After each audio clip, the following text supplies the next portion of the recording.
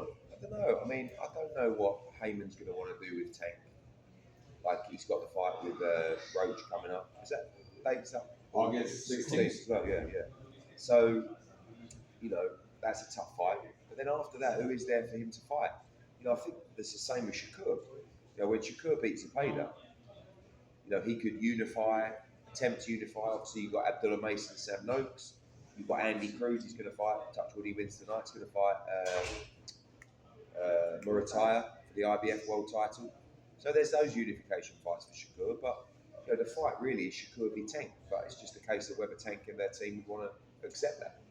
What do you think is the holdup there? Is it just like because I'm sure Tank is not afraid of Shakur. But you think is it like pride getting in his way, or maybe the online I don't talk? know, yeah, but to be honest with you, Shakur is unbelievably humble about that fight. Where he goes, I'm the B side, I'm getting less money, I understand. So I don't know. It's just whether they, Tank or Heyman, want to give him that fight. Let's just say in a theoretical world, because again they've been going back and forth. They are in different weight classes by 5 pounds. But Richardson Hitchens versus Tank. How do you see that fight going if it were to ever happen? Richardson's going to be tough for everybody to beat. You see that tonight. But again, the problem is with Richardson, and this was the problem with Boots, but we built Boots down, is that people will use the excuse of, he's not that big a name or he doesn't have that kind of profile as an excuse not to fight him. So we built Boots, he started selling out arenas, and now you get great money to fight him. But the problem is with Richie, you don't yet. So tonight it's a step towards that. Because everyone, why would I fight Richard Hitchens? So that, when someone says that, that means they're very good and they're tough to beat. You know what I mean? Mm-hmm. If they weren't, they'd just fight. Gotcha. Brian Norman Jr. is fighting next week. You obviously made overtures and offers in his direction for a Boots fight. You think there's a bit of regret there that they've lost that opportunity? No, I just think they don't want the Boots fight. I mean, we offered them 1.8 million before, and they asked for 2 million, and then something happened, I can't remember now, and then this time we went back after the Stanionis fight, and we said, we'll give you the 2 million, and they said, no, we're going to Japan, and I said, no, I know that, but let's lock it in for later in the year. Yeah. And they said, no, we don't want to talk about any fights until after the Japan fight. I'm like, why? Oh, no, because we just focused on that. It's like, well, I know Brian's focused on that, but it's he. Top rank were happy to do it. Yeah. But Brian wasn't. So, I don't know. I mean, it's a good fight. But and would that be a potential opponent potentially for Conor Mann? Should he move back down to 147? If Boots moves to 54, then Paddy Donovan against Lewis Crocker will be for the vacant IBF world title. Yeah.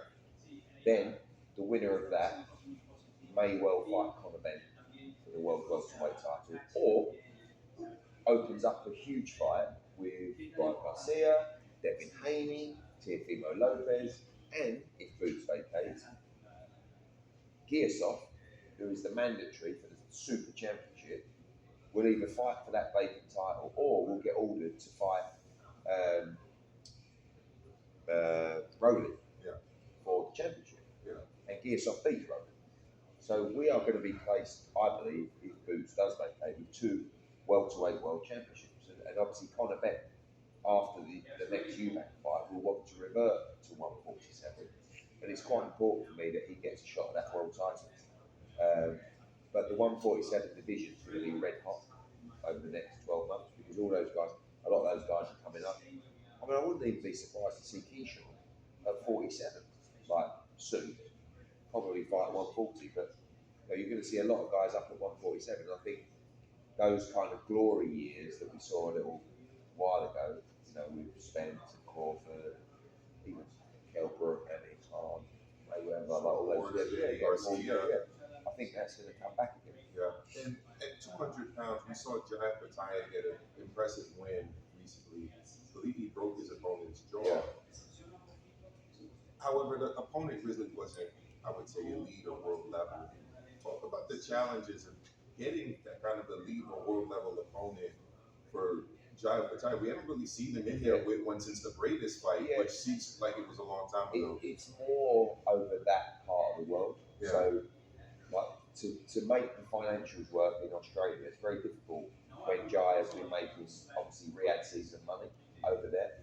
So you're quite limited in terms of what you can pay for an opponent. Yeah. So he's fighting top 15 guys. Naive is a good fighter, but he was actually a mandatory at the time. Squayo was just a voluntary out of the top 15, well overmatched, but it is what it is. You can't really do too much. Like Zerdo, Opatara against Zerdo is a really good fight, and it's just a fight that should be made naturally. But you can't just click the fingers if the other guy doesn't want to fight. Like that's a fight that I believe that His Excellency is willing to pay for. He's invested heavily in Jai Opatara over the years, so he wants a big fight. And after Zerdo fights Dortingus in July, he should just say, "I want to fight Jai." I'm not so sure he will. So when you say the other guy, you're referring specifically to the fighter, not to De La Hoya's promoter. Well, I think Oscar will. I mean, Oscar knows boxing. He knows how good Opatara is. Oscar's not afraid to make big fights. Yeah. But everybody's got to buy into that, and it is a dangerous fight. But it's supposed to be a dangerous fight, isn't it? I mean, like that's. If it's a lot of money, if it's a unification fight, should be a dangerous fight. But it's the best fight in the division. It's one of the best fights out there, to be honest with you. So, you've got Mikalayan, it's a rematch with Badu Jack. I would like Jai's next two fights to be back-to-back, unifications. See him become undisputed at cruiserweight and then move to heavyweight. I really think he could win world championships at heavyweight as well. No stopover at Bridgerweight? No. Doesn't exist in my opinion. Eddie, just can we get an honest opinion on the comeback of Manny Pacquiao? We've never seen somebody get inducted into the Hall of Fame and then come back and I think try it's to very, go it's back. very difficult to criticise Manny because one, he's such a nice human being, and two, he's an all-time legend. But you can't just be out for 5 years, like already be done, and then come back, have a couple of exhibitions, look terrible, and then phone up the WBC and say, "Stick me in a number." What are we going at, 5 or 9 or something like that? But also, it is a business, and I do understand, but it just makes a little bit of a mockery of the World Championships. And Barrios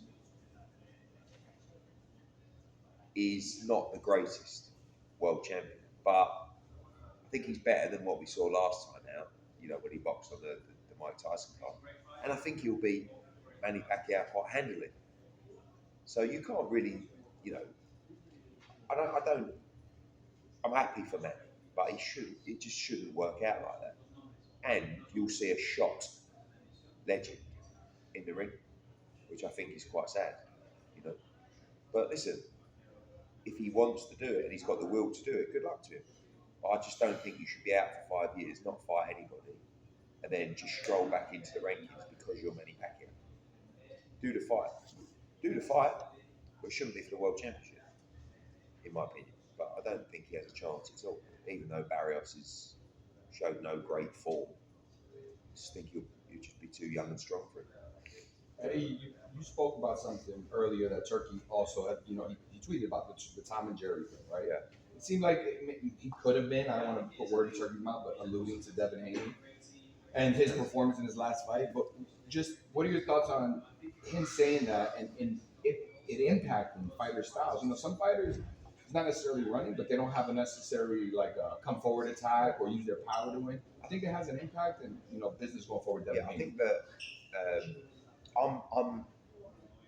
I like to see exciting fights, right? We all do. Not everybody fights like that. And as a promoter whose job is to guide the career of a fighter successfully and to see him continue, hopefully, to win, it would be kind of moronic of me to say to a fighter that you've got to stop. You've got to start trading. You've got to start fighting in the pocket. They're like, what? Like, that's not what I do. It's not moronic of Turkey because he's paying the bill and he's not really guiding the career of fighters. Do you know what I mean? He's just saying, I'm paying for entertainment. Fucking entertainment. And I'm overpaying you. So when I overpay you, you better excite me and the fans.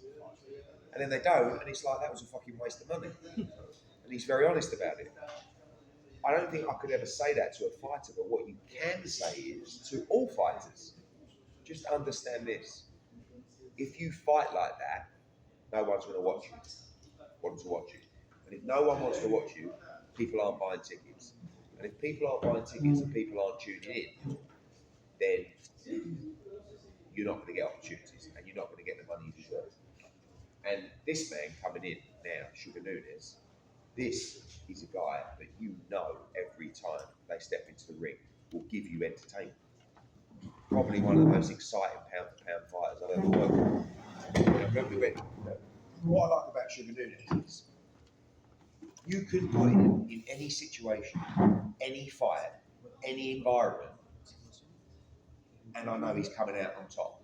Like, he's the kind of guy that you could throw into a bar with 40 people and say, Sugar, I'll see you in 5 minutes. And he'll come out, and, you know, like a Western out of the bar and say, Vamos! So much so that he went to Dagestan or wherever, you know, to fight Rakimov. I mean, in the most hostile of territories. And they tried to rob him on the scorecards, even though, like, and he knocked the guy out in the 11th round. Then he went to Japan, and it was like, no problem, no problem. And I would never send a fighter to Japan really to fight for the world title, but I'd send Sugar because I know he's fine. Like, I know he's coming out the other side, you know. And now against Rikishi, he changed his life because he's now, for me, one of the most exciting fighters pound for pound in the sport, but also world champion at 130 pounds with massive fights. You know, Navarrete, unification. Ray Ford, who's here tonight, he's fighting Kakachi. If he beats Kakachi, he could fight Sugar Nunes as well. And this is a guy you guys need to start talking. He's a young man, and he's going to be around for a long time. And I want to make sure you guys follow his journey. Una pregunta aquí, Azúcar. Háblanos por favor de la experiencia de pelear allá en Japón y la experiencia de ganar el título mundial y lo que quieres hacer este año y el año que viene en el deporte del boxeo. Okay. Primero que nada agradecer a Eddie por la descripción. Y pues fue una buena experiencia. También fue muy emocionante ver a Eddie que estuviera allá en Japón. Y no, tuve una preparación excelente, un desempeño también en la pelea muy bueno. Nos enfrentamos a un gran peleador que es Rikishi. Y gracias a Dios, pues logramos llevar la pelea ampliamente y me siento contento de estar en el lugar en el que estoy. Esperé mucho tiempo por ello y pienso seguir trabajando. Me encantaría hacer una defensa y luego una unificación.